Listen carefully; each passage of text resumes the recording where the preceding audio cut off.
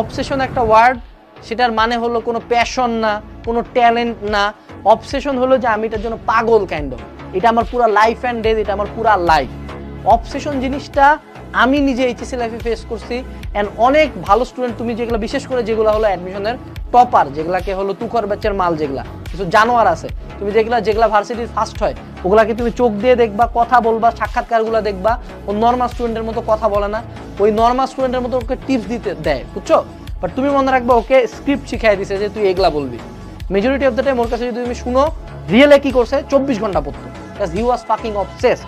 So লাইফে যখন তুমি কয়েক লাখ মানুষজনের সাথে লড়াই করতেছেন, সবাই চায় একটা সিট, একটা সিটের বিপরীতে 100 জন 200 জন এক্সাম দিচ্ছ, 16-17 জন ফাইট করে একটা সিট নাও, 0.5-এর জন্য যখন 3টা মেডিকেল পিছনে চলে যাও, যখন জাস্ট কিছু মার্কের জন্য বইটা পরীক্ষা দিতে পারো না, যখন একটা ম্যাথ ভুল করার জন্য বইটা সিটটা চলে যায়, তখন বুঝতে হবে যে এখানে আসলে নর্মাল কোনো কম্পিটিশন হচ্ছে না, এখানে খুব মজা করে পড়বে, অ্যানালাইসিস করবে, এই করবে, মেলা টেকনিক খাটাতে পারো।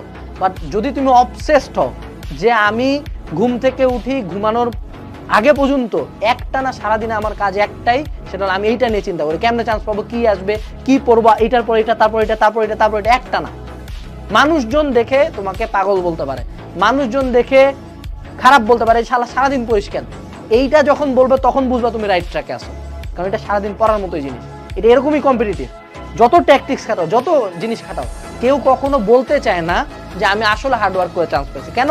কারণ তুমি যদি দেখাও যে আর আমি তো চিল করছি, পরীক্ষার হঠাৎ করে পরীক্ষা দিতে যেয়ে চান্স পাই গেছি, তখন মনে হয় যে তুমি খুব ট্যালেন্টেড, খুব লাকি, এটা খুব স্যাভেজ লাগে, সবাই এটাই দেখাতে চায়। বাট অ্যাকচুয়াল যদি রিজন বলো কেউ চান্স পায়, কোনো টিচার না, কোনো গাইড না, কোনো বই না, কোনো কোর্স না, সে নিজে কুত্তার মতো পড়ছে, হি ওয়াজ fucking obsessed.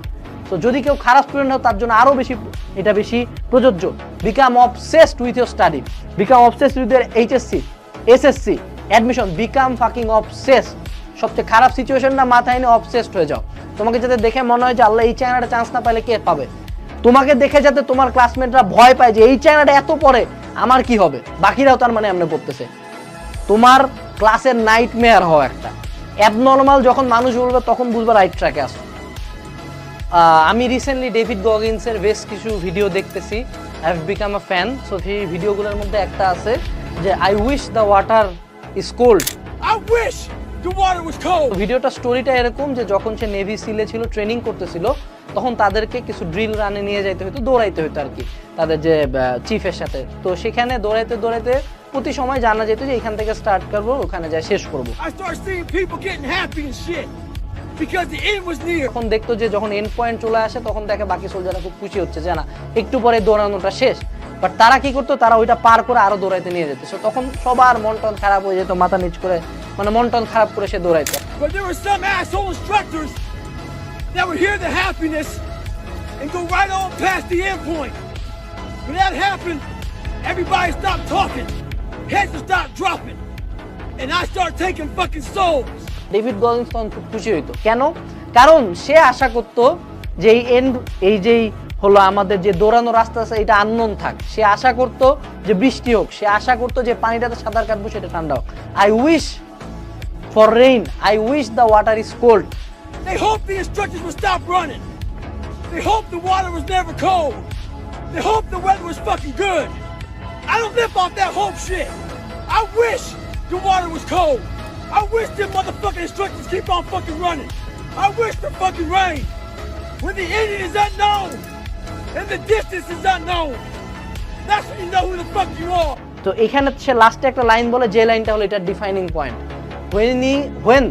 When the ending is unknown, that's when you know who you really are.